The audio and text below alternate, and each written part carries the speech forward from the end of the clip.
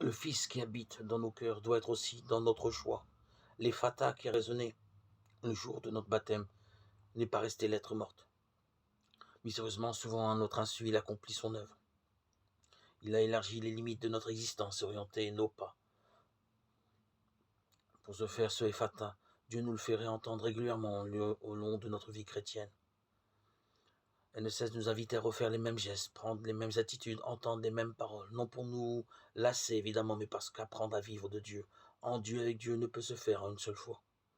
D'autant que c'est ce savoir-être du royaume établit ceux qui les vivent dans une nouvelle familiarité avec le Père.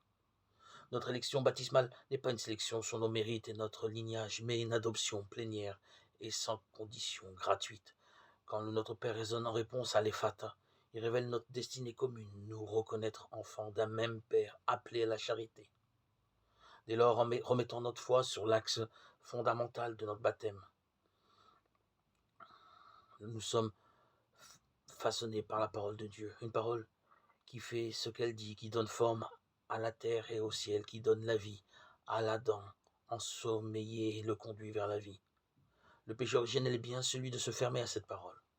Quand Dieu vient dans le jardin et lance son « Où es-tu » Genèse 3:8, la réponse tarde à venir. En nous apprenant à répondre à l'appel de Dieu, nous donnons à notre vie la forme de l'Ephatha, une vie ouverte à la vie divine.